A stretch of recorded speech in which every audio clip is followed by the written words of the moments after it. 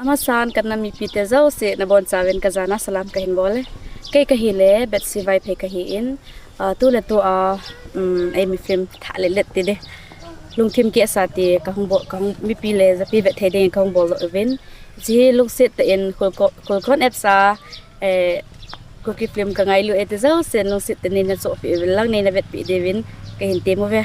ama sa pen mi pite zo si salam ka hin pi cây má cái hi lệ nên em phong sai cái hi in những thiên cái sa phim cho mình vừa khởi cần là in gen thấy ta cái hình bol na ovan hon giống này support vậy sa na ovin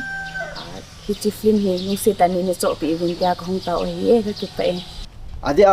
tu lại khang thạ nó ngã qua thằng năng này cái quay hông lung tim kia khalo tiếng na hi chỉ cho hi chỉ phim lung tim kia sa hi tu lại khang thạ nó ngã qua thằng lung tim kia khát sa hồ dâu xì tiếng dedicated khát hi diễn anh ấy cái chỗ số kéo hi tiền mà trong tâm pon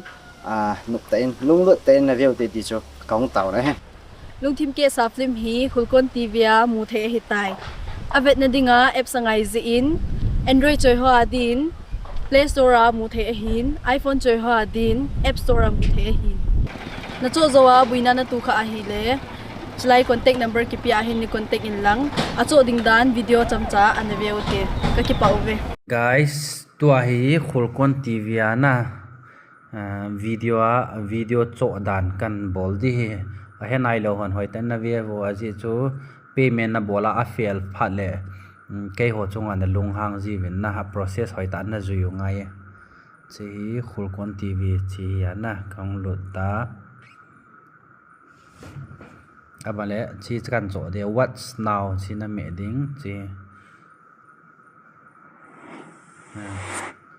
chi ho hin abale roger p ke thi na choose ding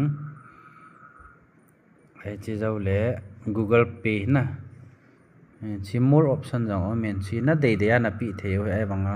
Google Pay bhim Google Pay le Google Pay chi na choose diu abale